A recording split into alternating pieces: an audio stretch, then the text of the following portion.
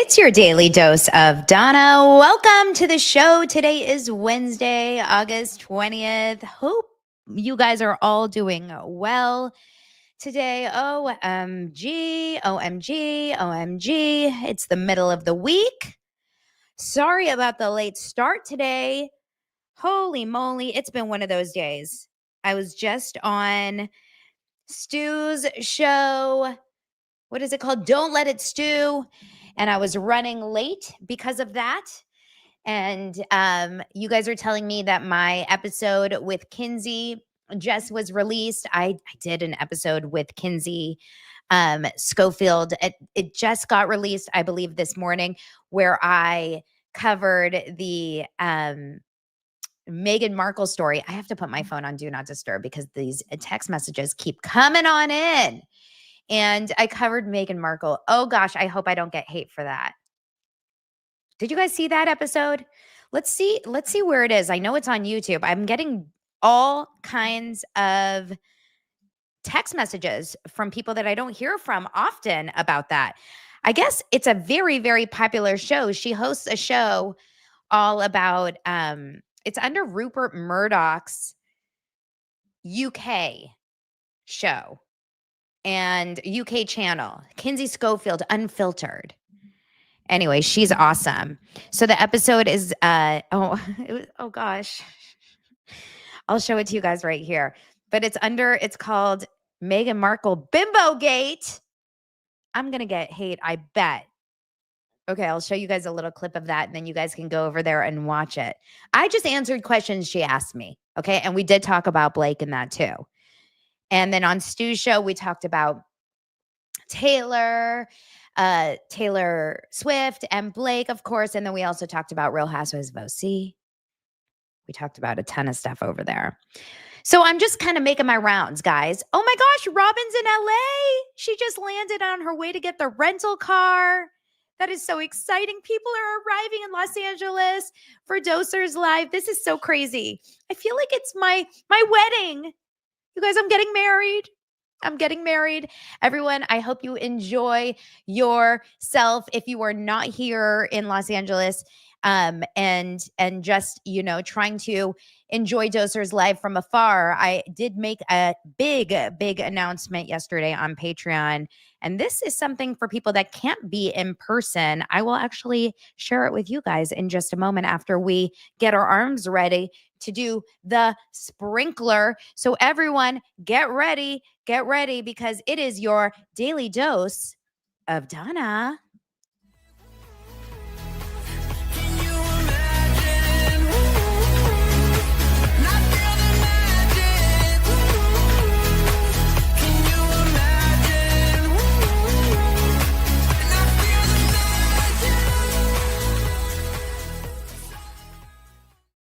I'm still sprinklering. I just sprinkler in my sleep. I wake up in the middle of the night like this, and Lance is like, ow, what are you doing? Ow. I'm like, sorry, I'm sprinklering. Can't stop. CSS, can't stop sprinklering.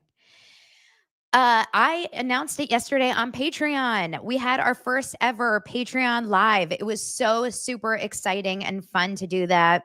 I have to do that once a month, I think, because it was fun to interact with you guys live in a really casual manner. If you guys join the Patreon, you can still watch that. That's saved there. And what I announced is that we are filming Dosers Live. And if you are a Patreon member, you will have access to it. It won't be live. It will be recorded, and it will be able to watch. I don't know when. Depends on when I get my ish together to get it together and get it put on the website. So I have no idea when it will be available for you guys, but you will have access when it goes on Patreon. So go to patreon.com/ I think it's Donna Bowling. I don't know exactly my link, but it's all here in the show notes. So join Patreon if you can't actually get in the room here in Los Angeles, but it will be so fun if we can actually hug in person and meet in real life. So try really hard to get into get some of those last minute tickets to Dosers Live to meet Zach, Peter, Sarah Fraser, Chef Stu, Molly Dare, Lauren Knighty from the Court of Random Opinion, Lance, my husband, and myself. And it will be so much fun. So get your butts over here. Now, let's get into the show. We have so much to cover, and it really ranges. We're going to talk about Jillian Michaels. We're going to talk about we're going to have a whole musical section today, because I don't know if you guys heard this.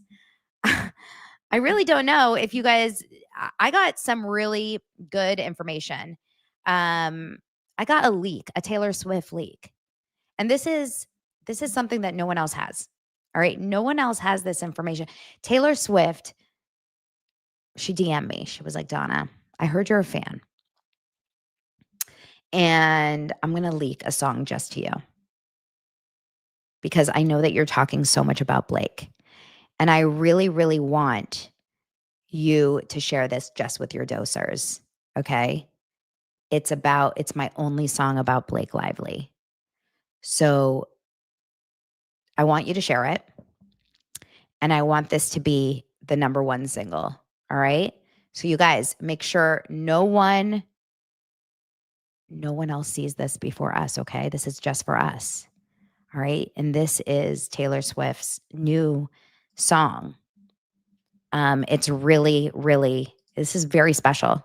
So everyone turn everything off except this and get ready for, it's a big one. Okay. Am I building it up enough?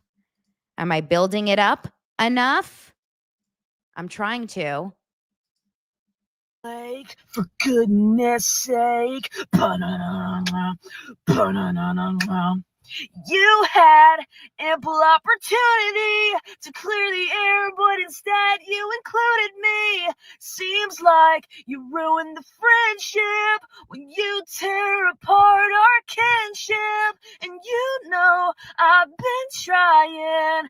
The amount of calls I had with Ryan feels like I stepped in poison ivy. But instead, I think it's just poison lively.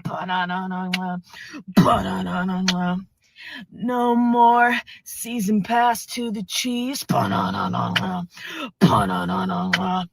Sitting up in the box seats with me. Oh!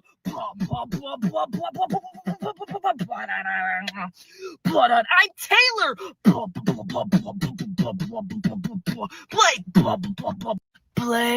Blake, for good.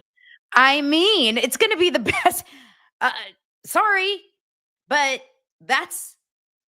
I could have written that shit myself. Taylor, it's like she's been listening to Daily Dose of Donna. It's like she's been listening to Daily Dose of Donna from December. Blake, for goodness sakes. Da-na-na-na-na. Da-na-na-na-na. Oh my God. No more. It's Poison Lively. Are you joking? Come on. Whoever she is, whoever that is, I'm going to shout out who this is. Hope Godwin 12. Now, she is an incredible, I don't really know who this person is. I just found this yesterday. Apparently, she's been creating songs for every single Taylor Swift song on the album. So it's not just Ruin the Friendship, but it's really, really fantastic. It's really fantastic. So there's been, for all of the songs, I would highly recommend following. But that Blake, for goodness sake. Oh, it's so good. It's so good. Now, I also see this. Waston Law, SLF. Oh, no, your hair is up today. We probably won't get another imitation of the dramatic hair tossing like we saw yesterday. It was so funny. I don't even know the guy, but you were hilarious. Yes, JVN. I got a cease and desist from JVN in my inbox saying, please don't ever shake your hair so much, because people actually thought you were me. And that's true. I did get a cease and desist. I didn't get a cease and desist from JVN, but JVN is not my fave. You guys, you don't know who JVN is? Okay, I'm just going to give you an idea for those of you that don't know who JVN is. This is Blake's best friend now. This is who Blake is hanging out with. Okay. Okay. Okay. Okay. Okay. Cool. All I see is hair. It's just a lot of hair. It's just so much hair. Okay, let's move on. Yes, before I forget, I want to share just a moment. I'm going to shout out Kinsey, whose show I was on today. She is awesome. She has a whole royal show. It's called Kinsey Schofield Unfiltered. And today, Meghan Markle Bimbo Gate. It's a 30-minute episode. And we talked all about, we talked about Deal or No Deal and Meghan Markle. And this was the moments. So this is a couple minutes of it. And maybe Meghan just needs more years in this to just not take herself so seriously. And I think that's where Gwyneth is now. Maybe Gwyneth wouldn't have been so likable 10, 15 years ago doing it. Now where Gwyneth is, she's gotten so past the try to take me down. That's when I said that Meghan Markle just doesn't laugh at herself enough. She asked me in this episode, she asked me, what do you think? It looks like I'm wearing the exact same outfit as yesterday, but yesterday was blue and this is white, I swear. But she asked me yesterday, what do you think? Who would have been the best guest for Meghan Markle's second season in the like in the kitchen? And you know what I said? A comedian, like a Chelsea Handler, someone in there that would have just made fun of her the entire time. Wouldn't that be good? Like, not someone that takes it so seriously. Someone that's like, Meghan, what the fuck are you doing? Wouldn't that be good? That's how I would see it. Like, Meghan, I am too stoned for this. That's what I would think would be funny. Just be like, Meghan, I don't want to eat flowers. Like, this is gross. I would laugh at that. Okay. Another musical interlude for today's show before we get into another story. Yesterday, this is a story actually, but it's a musical story. Okay. And I'm not going to break out into song. And that is Tom Sandoval. So a little ditty about Tom Sandoval. Remember him? The original cheetah pumpkin eater. Tom Sandoval from VPR fame decided, as Ariana, his ex, has, been booked and busy on all of the shows and doing her thing and living her best life, Tom Sandoval has been struggling. Okay. I don't know if he's struggling, but it feels like he's been struggling. He's been just kind of wading out of his waters, just trying his hardest to kind of get ahead of whatever. And he has been trying desperately to find a way to get his music career off the ground. And he's not been having a very easy time. Okay. And now I think I know why. It's because he's not that good. And now it's because we saw him. I didn't watch this, thank God. Who watches AGT? No offense, Howie Mandel, but like, who the hell watches it? He was on AGT. He originally auditioned, and he wasn't that bad when he originally auditioned like a month ago. But now he came back because that's how that show works. Like you audition, then you come back about a month later or whatever. He comes back. And when I tell you, this is quite possibly one of the worst things I've ever seen. This is the quarterfinals. I have it on Instagram, but I kind of want to see if I can pull it up on YouTube because it is it is real bad. Okay. I really hope YouTube allows me to keep this going for you. I may have to like mute and not mute and not mute and mute because guys, are you okay with me doing this for you? All I'll say to make it feel better for us is that if you ever question yourself in karaoke, if you ever think like, am I a good singer? Do I have the ability to sing? Can I entertain a crowd? Watch this moment, watch it and think to yourself, yes, I think I do. Because on the scale of 1 to Tom Sandoval, I surpass Tom Sandoval. I surpass Tom. Okay, so let's do it. Let's listen to a moment of it and a bit because I really want you guys to get a good vibe of this. And I don't want YouTube to say, no, Donna, we're not allowed to play this music, even though it does sound like karaoke. It doesn't sound at all like the real thing. But I really do want you guys to actually hear this for what it is. It's quite possibly, it gets worse before it gets better. It never gets better. That's his drummer making a face like he's about to vomit. That's our face, collective. That's a collective face of ours right now. Being like, ooh. Who's he pointing at? How much do you hate it? How much do you hate it? Do you hate it too? Okay. Look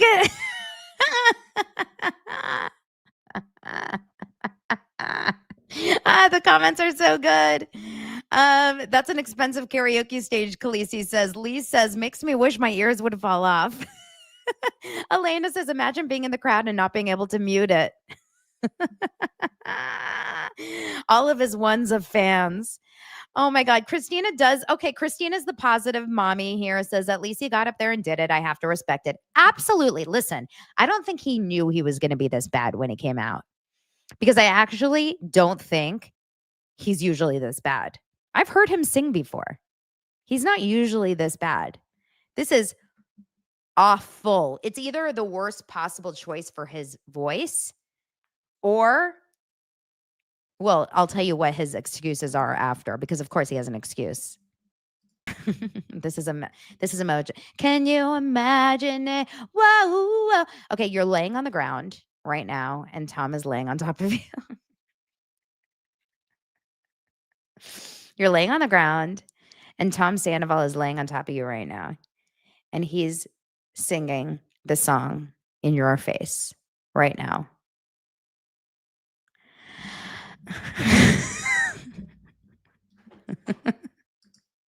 Look at that face. He's like, I love you. Horrible. That's his girlfriend, Victoria. That's Tom Schwartz wearing, what kind of shirt is he wearing? Is that a shirt of Victoria? And I don't know who's right there next to him, because that's the jewelry designer guy. Tom Sandoval. Who's that guy? Who's the guy right next to Victoria? She's like crying because she knows it's that bad. And she's like, oh my God, I have to sleep with this guy tonight. That's what she's thinking. She's like, I have to sleep with him tonight. You know, she's thinking that. Why are Simon Cowell's hands as big as Craig Conover's in this clip? Hold on. Excuse me. I need a prop.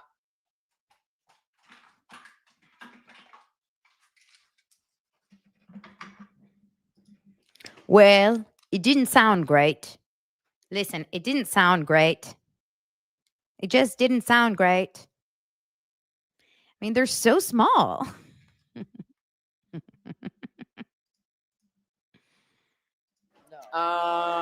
Didn't. Tom Sandoval doesn't look very, like, he looks very, what do you think he did? Did he get surgery, plastic surgery? I don't know. I will never, ever be mad at him because of the scene he gave us on The Traitors of him singing to the dolls. He gave us the song of him singing to the dolls. And that, for that moment, go do you.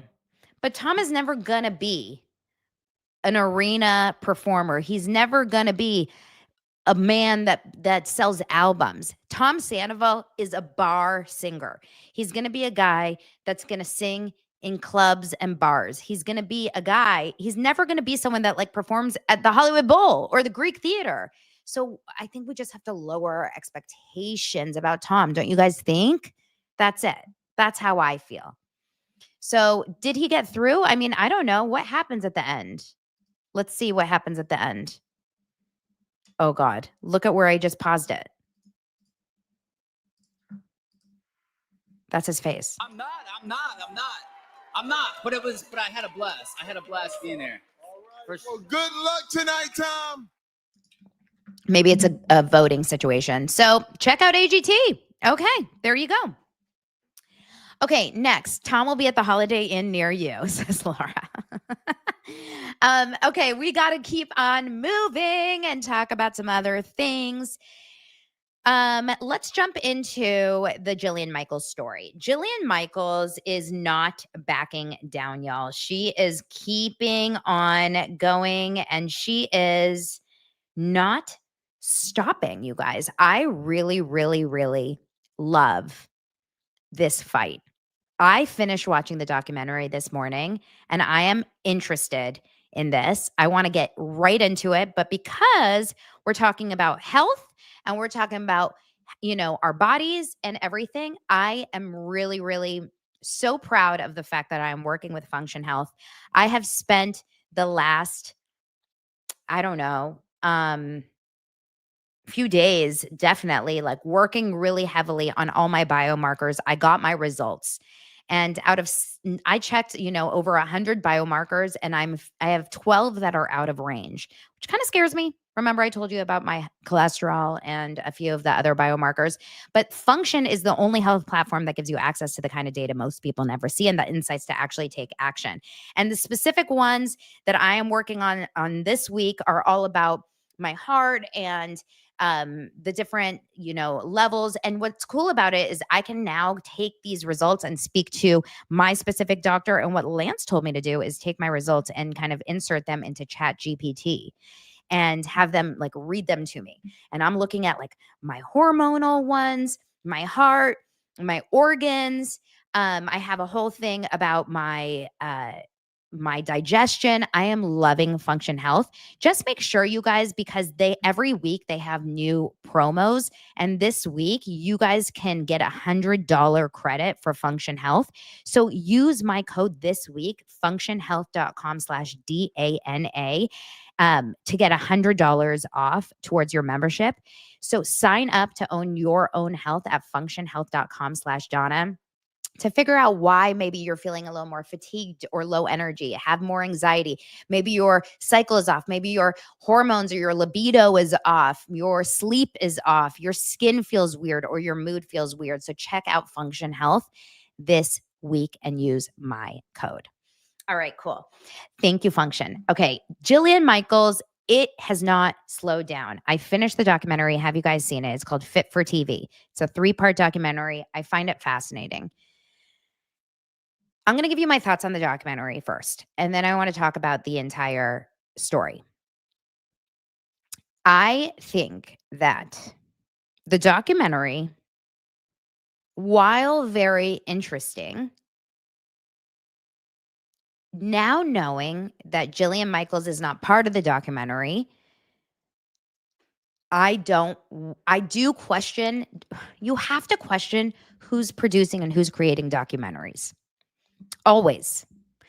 After being someone that has been, covering the Blake and Justin story and someone that covered the Karen Reed story, can't you see that documentaries are very much people or very much stories that, or I should say vehicles that tell stories in a way that they want you to see the story? It's just like journalism. It's just like watching the news. It's just like reading the New York Times or any paper. If you are watching a documentary, you are seeing a story told to you with a narrative that they want you to see. And even if they're using true footage, real footage, and interviewing real people, they can still edit and use only the clips that they want to tell the story. I've been in documentaries and interviewed in documentaries enough to know that they can, even if you have an intention in a documentary or an intention in if you're interviewed in an article, you can still be misconstrued because they can take your clips and they can piecemeal them. They own you when you're interviewed in a documentary or when you're interviewed. Lance, my husband, is a camera operator and a DP, a director of photography for reality TV. He also does docs, but he does reality TV mostly. And he's really well versed in the fact that when you are recording an actor or, a reality cast member. What they do a lot of times in these interviews is you're signing away your voice and your likeness, and they can then frankenpiece it together. I think that's what they call it, frankenpiece it. I can't remember.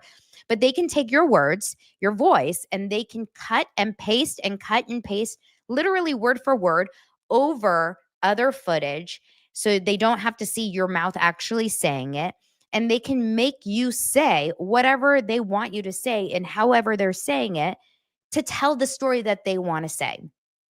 So if they want to say that Biggest Loser was the best thing ever, they could have done that. And if they wanted to say Biggest Loser was the worst thing ever, they could have done that. And this is about everything. So every court case, every true crime story, every TV show or real life documentary you're watching, you always have to remember that. That's why when I watched Karen Reed's documentary in that first HBO Max, 5-part series, I got so invested. And then I found out that they left out half the story. I didn't know a thing about Colin Albert when I watched that first story about Karen Reed. I didn't know anything about half of the story. I don't even think they talked about the dog in the first story. Like, I didn't talk about shit. They didn't talk about so many things. So the documentary, you have to watch it with a grain of salt. Had I just watched the documentary, I would have been like, wow, this is interesting. Biggest Loser came on the scene with a really good intention of taking morbidly obese people and having them lose a lot of weight for entertainment purposes to get really to make NBC and these producers a shit ton of money. But then they ended up totally leaving the contestants behind health-wise. And I think that that's what essentially the documentary said. It made the producers look kind of crappy. It made it made the producers look shitty. It made the trainers look shitty. It made the contestants look screwed over completely. And it made the doctor look like he was the only, Dr. Wazanga.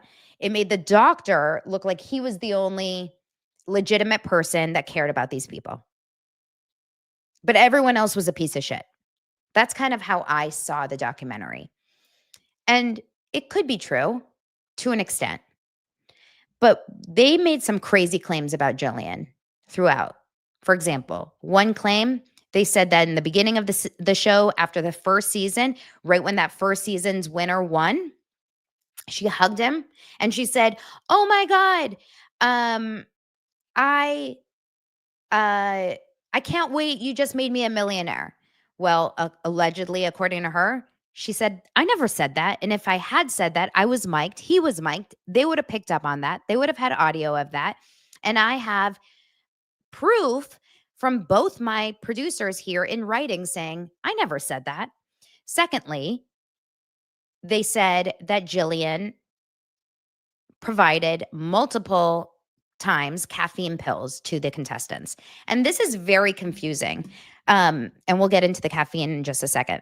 Third, they also said multiple times, and the doctor really kind of drove this point home, that Jillian didn't give a shit about the health of the contestants, that she was just only in it for herself. She only cared about it for the win. She only cared about it as a star, to be a celebrity, and this and this and that.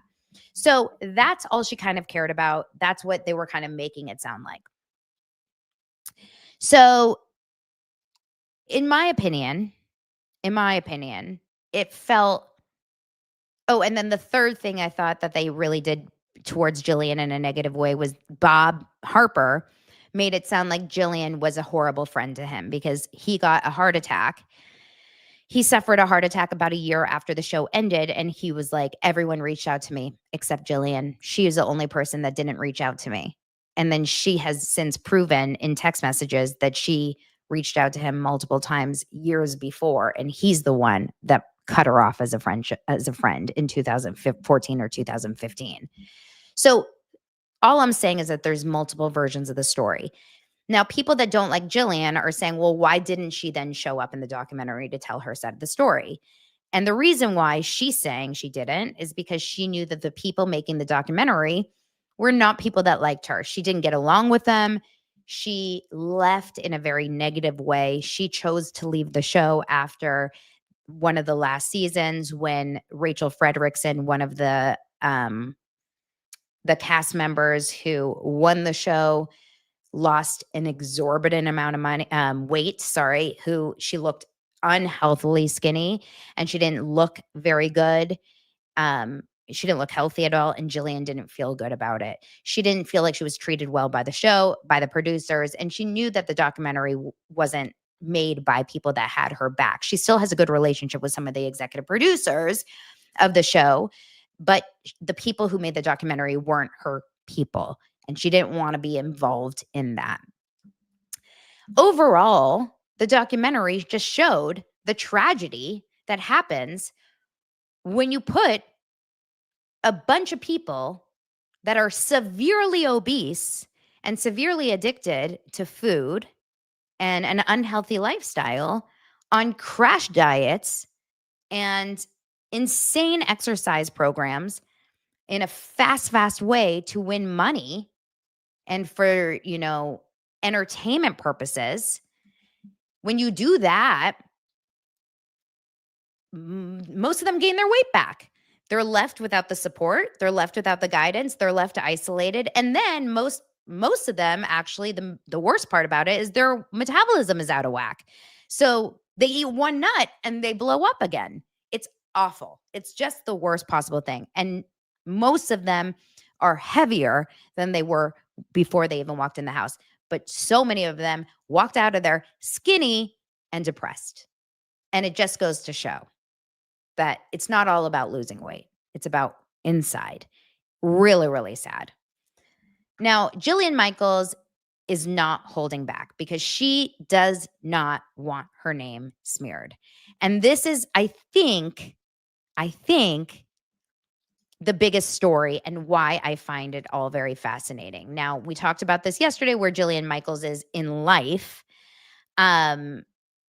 In terms of just kind of like getting her name in the media. She's very, very much in the media right now. Last week, she had a really big polarizing moment, a clip of her on CNN on Abby Phillips' show. We're not talking about the political side of Jillian Michaels. We're just talking about the fact that she's heavily being scrutinized in the media right now. A lot of people are not fans of what she has to say. And so I think she's going in guns a-blazing. And so what I was saying yesterday is that you may not like Jillian. You may not agree with what she has to say. You may not think she's a good person. You may not think that she's coming from a good place. But at the same time, this is where you're going to have to maybe, go against like the idea of liking the person who may be on the right side of the truth. Because yesterday she goes against the doctor and against the Biggest Loser documentary, and she called TMZ, remember? And she said, it's bullshit. I have so many receipts. I have so many emails from 2009, from 2010, 11, 12, 13 that negate every single thing that the doctor and that the documentary are saying about me, about the caffeine pills. Everyone was aware that they were getting these caffeine pills. Everyone was aware that they were getting all of these things. I wasn't the only person providing it. The doctor was aware, et cetera, et cetera, et cetera. And let's not get into the political stuff, please, in the comments. I'm begging just to keep it light. We're talking about the Biggest Loser. I don't want to go there in the comments because then it becomes like stressful. We're keeping it light and tight. So, the point is that come on, internet, do your thing. I'm trying to pull up her, I wanted to pull up. Yeah, I think my internet crapped out because I pulled up Tom Sandoval. My internet's like, you want me to do something after you showed me Tom Sandoval singing? You've got to be joking. So yesterday she posted a bunch of her emails and a bunch of her text messages and a bunch of different things, right? And And then she called into TMZ and she's like, this is BS. They're trying to smear me. They're trying to say that I was the only person involved in this. Bob knew about it. The doctor knew about it. The producers knew about it, etc. And she said, like, I'm going to consider suing. I'm going to meet up with Brian Friedman, my attorney. And she's insisting that caffeine was never banned, that they were going back and forth. The show goes back and forth. And they were just not very firm on it. So then the next story about it was last night that the doctor disputed her, Dr. Wazanga. So Dr. Wazanga is an interesting guy. And I didn't know that he was heavily involved in the OJ trial. Did you guys know this? I learned this about him last night. But Dr. Wazanga, apparently he still works in Beverly Hills. So if you're coming here for Dosers Live, you can go see him. You guys, he works on Robertson and Beverly Hills. He's still like very available to go see. But he is obviously a TV doctor as well. And he has consulted on many high profile cases. So he was in the OJ Simpson murder trial, in addition to being the biggest doctor, obviously, for The Biggest Loser. But he was a contributor on multiple reality TV shows. And let me see. Oh, he was the basis for Oliver Stone's Any Given Sunday. Matthew Modine played him in the movie. He was a defense witness for the OJ Simpson murder trial. Robert Shapiro chose to take OJ Simpson to him for medical examination 3 days after the murder of Nicole Brown Simpson and Ronald Goldman. And he delivered testimony of his findings on trial. So he was on so many TV shows, including Biggest Loser, Extreme Makeover, American Gladiators, so on and so forth. Okay. So he has been in a ton of stuff. And this is a guy that is now going back and he is now disputing Jillian, who's saying that she knows that he knew that there was caffeine. And now he's coming to TMZ and he's saying caffeine, weight loss pills, and diuretics were strictly banned from day one. And anytime contestants claimed that they were given such pills, he ordered production to shut down and launch an investigation. He also points to the time Jillian had to give an on-air apology, which we saw in the documentary. Here, let me just share this with you guys so you can see the actual TMZ interview. He also points to the time Jillian had to give an on-air apology after being busted handing out pills to contestants to plug her own products, saying that alone proves her caffeine claims are running on fumes. So this is the doctor, in case you guys don't remember what he looks like, Dr. Wazanga. So he's really upset about this one thing back and forth about caffeine. So he's 100% convinced that the show was 1000% anti-caffeine. And she's saying, no, it wasn't. That was last night that he said that. But now she is coming back and she's saying, The Biggest Loser grocery list is showing us that there was caffeine. Jillian Michaels, again, has receipts from 2013. And this is literally from Jillian Michaels directly to TMZ. And this is why it's so important to have receipts saved. Jillian Michaels shares with TMZ her shopping list from 2013 July for Biggest Loser. And on it, tons of berries, tons of vegetables, tons of grains, beans, nuts. Here, you guys, I should give this to you. If you want the shopping list, you can go shopping. Eggs, condiments, oils and spices, oils. Oh my God, I can't believe it's not butter spray. Hilarious. Coffee, green tea, cold brew, tea, tons of it. So when you have a freaking shopping list that says coffee on it from The Biggest Loser, that says this is your grocery list, buy tons of coffee, how can you deny it? The cast was given coffee to drink. And also, by the way, what is the biggest deal about drinking coffee? I'm so confused. Why are they making caffeine out to be this like crazy bad drug? I get that caffeine pills may be like more dangerous and that could be a problem. And there was the big dilemma where Jillian Michaels gave the caffeine pills and it was on the show. So if you guys watch the documentary, there was the moment where Jillian Michaels had to say that she gave the caffeine pills on the show. We have to like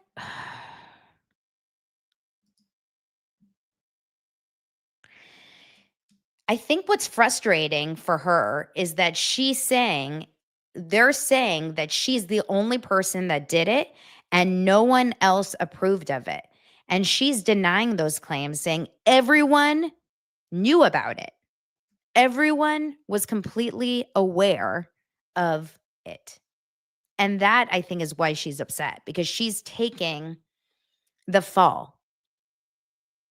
Like the first email that she has right here, and this is really important. This is from People Magazine.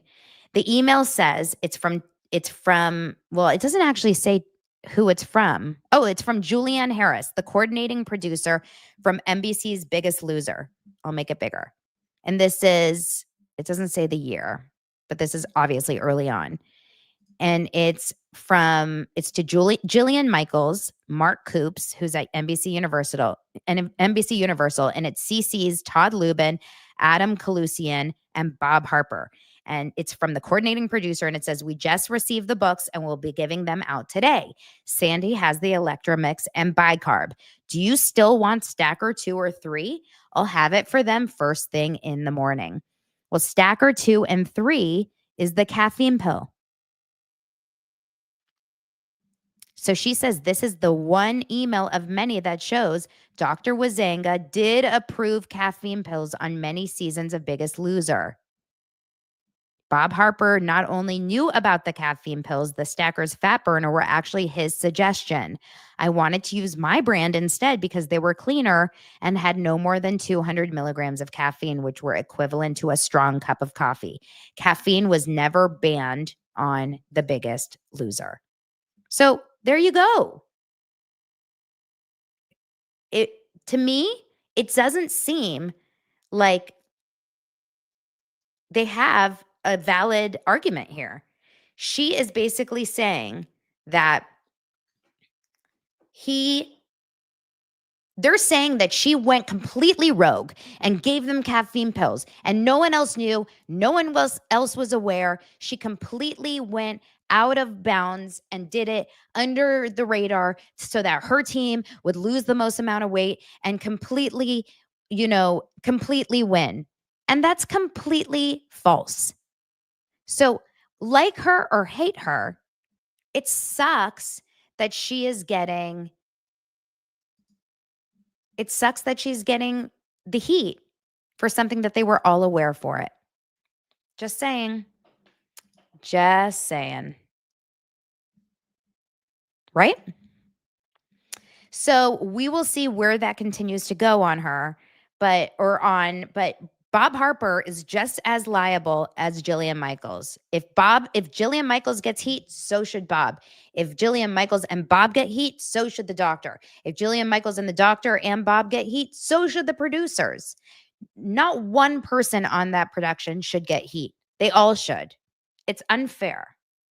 So that's all. I don't think she should sue over it. It feels like a major, major suing situation. But I think they should release some sort of apology, if that's true.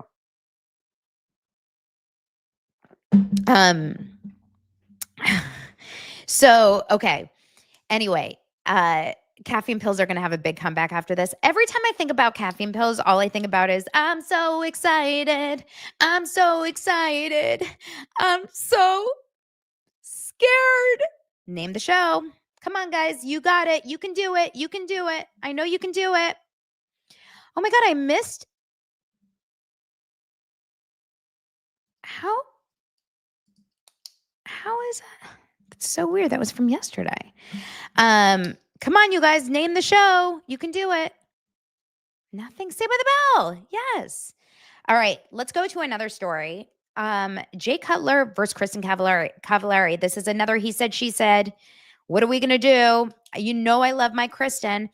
Remember, I love Kristin Cavallari. And because of that, because I love Kristin Cavallari, do you know what I was told? Apparently, because I like Kristin Cavallari, I am MAGA. According to that one girl who likes to cancel people on TikTok for thinking different. If you like Kristin Cavallari, you're MAGA. Just know that. So are you sure you're ready for this? You can't like Kristin Cavallari unless you're MAGA. I didn't realize that, but that's apparently the rules. That actually reminds me, yesterday I got the most unhinged comment on YouTube maybe I've ever gotten in my entire life. No, I was going to say ever. And then I realized, like, no way. There's no way that this was the most unhinged I've ever gotten. But this was pretty out there. And it was from Jack. Should I share it with you guys? Before I get into the Kristin Cavallari, I'm going to share with you guys the comment I got from Jack. Okay. This is a shout out to Jack Straw. He goes, I just subscribed. I want to get in early. Oh, just unsubscribed. You're a Zionist member of Trump's MAGA cult. Trump is a convicted felon and traitor that sexually assaults women. Shame on you. What? What the hell? What did I say yesterday that makes them think that? I'm like, I was talking about Blake Lively all day yesterday and Isabella Ferrer. And then I talked about Biggest Loser. People are nuts. I'm like, thank you so much for doing me the favor of seeing your ass out of here, Jack Straw. I hope straw gets stuck up your a-hole at some point. Okay, moving on. So Kristin Cavallari is she's my girl. I think she's so pretty. I think she's so easy to watch. Maybe it's just that I have a crush on the way she looks. Hate to say it, but I think she's so hot. And I think I like her. I like Justin Anderson, her best friend. I love Justin Anderson. He's so funny and they're so cute together. But she has this ex, and that's Jay Cutler. And, you know, Jay Cutler was on the Bears. He was like a very successful Bears player. They got married. They had 3 kids. They were on a reality show together. They get divorced. And I guess she's been going around saying that she's not making any money from their divorce. I don't really know. But he went on a podcast and he said now that he thinks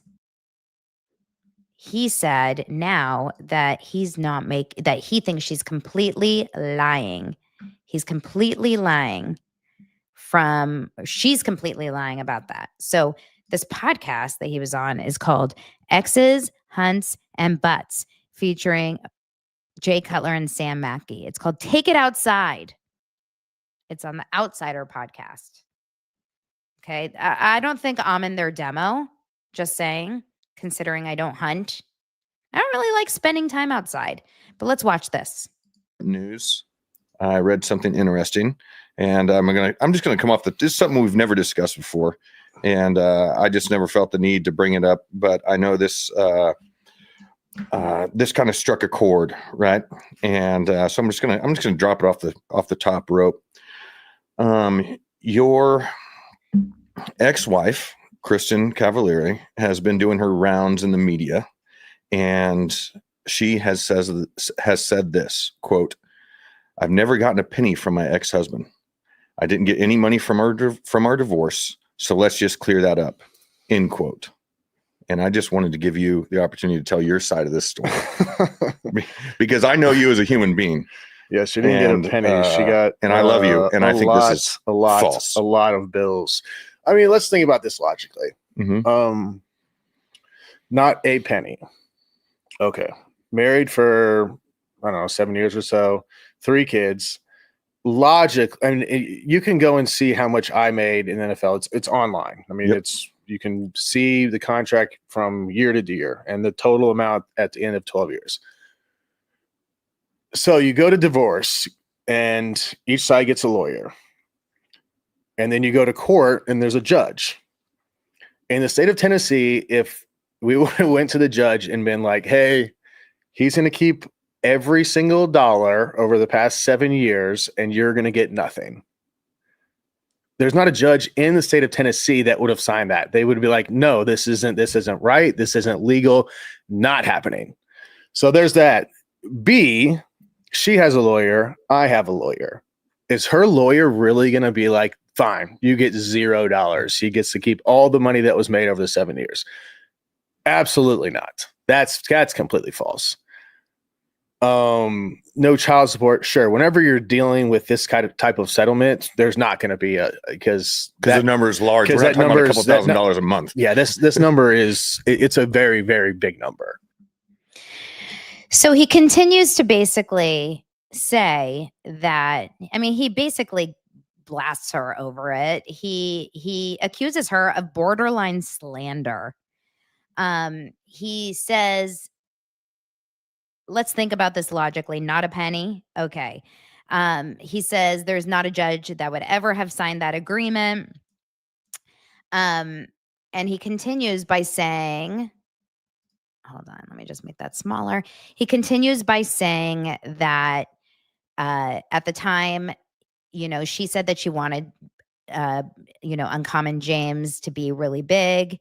And she said that she has never gotten a penny from her ex-husband. And he's basically saying that is complete bullshit. It's insanity. I think it's reckless. I think it's borderline slander. It's completely false. It's completely untrue. It just is. I've got a divorce decree.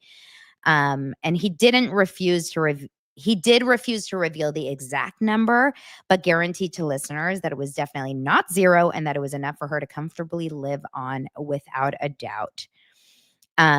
He says it gets to a point where it's just untrue, very untrue. So he is fighting back, and that is that. We'll see. I mean, divorce is a tough one in terms of how to go about that. And I don't know what the rules are in Tennessee, but I don't know, you guys. I don't know. We'll have to see. We'll have to see where that goes. But do you believe it? Do you believe that I'm sure he does have to pay her child support and like alimony. No, I'm sure. Finally, we've got to talk about this Alyson Stoner story. Do you guys know who Alyson Stoner is? But I do have to let my dog out. Who let the dog out? I do. Hold on.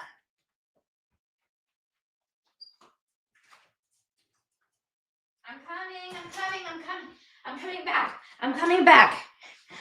A single mom who works 2 jobs. Okay. Alyson Stoner. I bought the book. Alyson Stoner is a former child actress. Do you guys know who she is? She is she was a kid that was on all of those like Steve Martin movies. I'm going to pull up a picture of her so you guys know who she is. She was a former Disney star. I worked with her when I was in casting.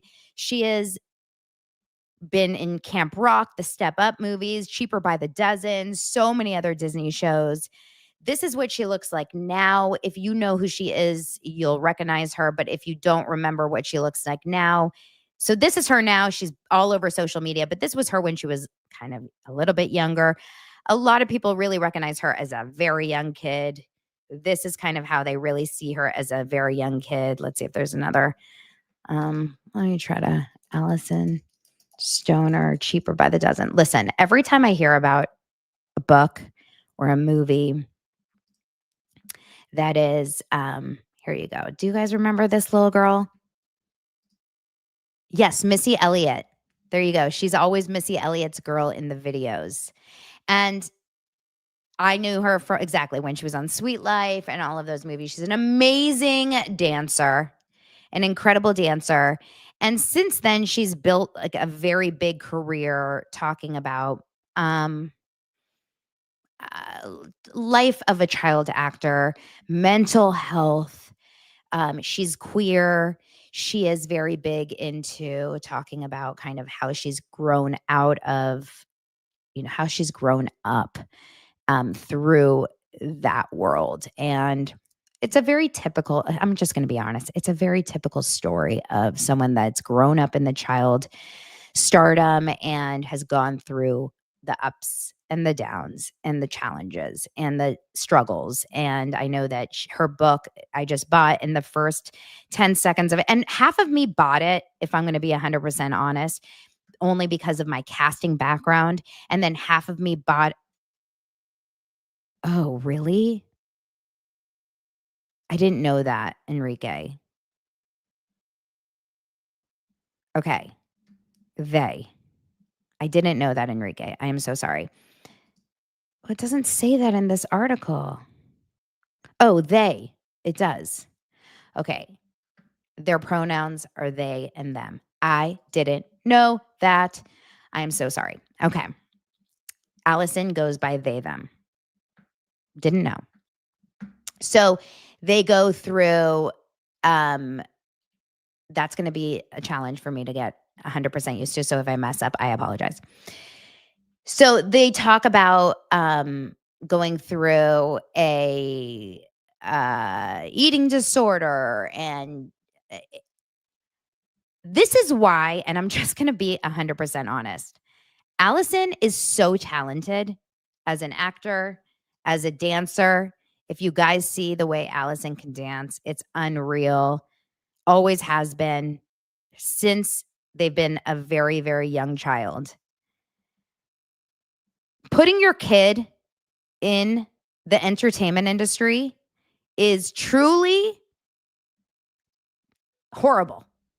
It's the worst thing you can do to a child. And I say this as someone that has been through it and been around it, because it never works out. Very rarely does it work out. Of course, every once in a while, you're going to get like the Zendaya. And of course, look, they,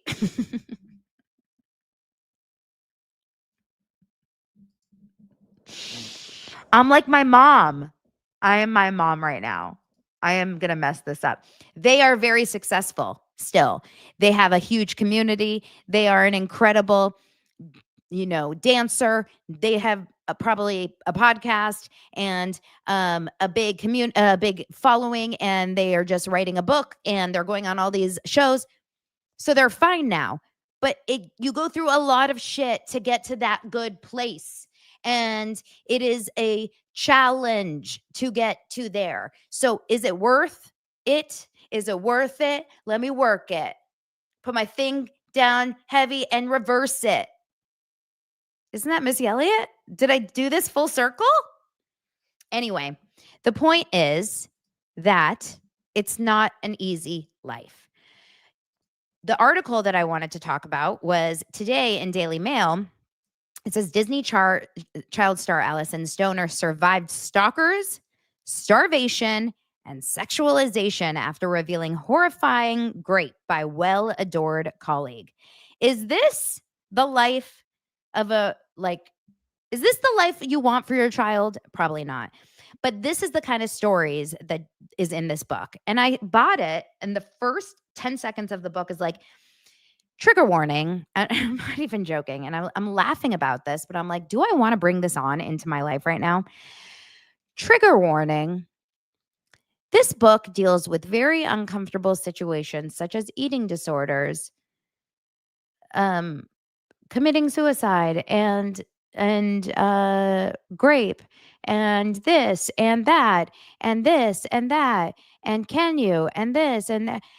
And if this is challenging for you, you may not want to listen to it. And you da, da, da, da, da. And I'm like, oh my God. It's like already so heavy. And I can't And I'm very interested. I'm very invested. I want to hear about her story, their story. But I don't, I just, these stories are so sad and so heavy for such a young person to have to go through. It's just tragic. Anyway, Alyson started out so young and was in some of the best movies when we were going through, when we were younger. And it says, when it came to grueling auditions, by the time Alyson hit puberty, they realized how they were being sexualized when meeting top executives. For a young female body in particular, what I noticed was this sudden expectation that you will know how to sexualize your portrayals. It was just such a bizarre and horrific experience to be in a room after room with adult casting directors, knowing that I, at 13 or 14, am expected to seduce them. Throughout their childhood in the limelight, they revealed how those around them insisted they stay shaded from their sun, avoided their pale skin getting darker. When I say they, remember we're talking about Alyson. However, Hollywood's obsession with the perfect body image eventually took its toll on Alyson in their mid-teens as they hit their breaking point. They undertook a punishing, intense workout regime coupled with a strict calorie deficit, which eventually led to their menstrual cycle stopping at 17. It was then that Alyson sought professional help. However, those around them advised them not to enter rehab, as they reminded them of their rapidly expiration as a child star in the industry. And then it goes on that they went to a weight loss camp. And then they started getting rejection from auditions. And then they also recounted in see, they even mess it up. They say her here too. They also recounted in the book how they were raped after a wellness event by a man who was allegedly well adored in the community. That's a whole other story, is the downfall of the wellness event world, right? And it just goes on and on. So I'll listen to it just because I feel like I'm too nosy to not listen to it. But it's really, really interesting. It's really interesting to go into it and to read all of that. Anyway, that, my friends, is, I think, where we're going to drop off today. Unless there's something huge that happened in the last half hour, like did Blake Lively finally admit that she's lying? Oh, no. That happens when pigs fly, right? All right, you guys, I adore you. I love you. Thank you for being here. And I'm going to talk to you guys later. Here's a little question. How can we have kids on shows and movies and not subject them to this? What should parents do to protect their kids? Well, that's the problem, is like there's never going to be movies and TVs without kids in it. So you kind of just have to do it. But hopefully there's safer laws in place. I mean, I think that it's gotten safer. And you just have to, I think that the sad thing is that most people put their kids in the business and they don't have a safe or good enough families at home. And the problem is, if you don't have the good families at home to do it, and you don't have the right people in the support system at home, then you're screwed. The only child stars that I think have really maintained a good life are the ones whose parents are like really grounded. That's Zendaya. Look at Hilary Duff. Like, those are the people whose parents were always like really on it. And there's other, the Jonas Brothers. That's a good example. That means the world, I think. And most of the time, the stage parents are the problem. Hate to say it. It's just like athletes too. It's just like, with sports. It's like sometimes it's not about the kids, it's about the parents. Anywho, love you guys. I will see you mañana. Talk to you later. Bye.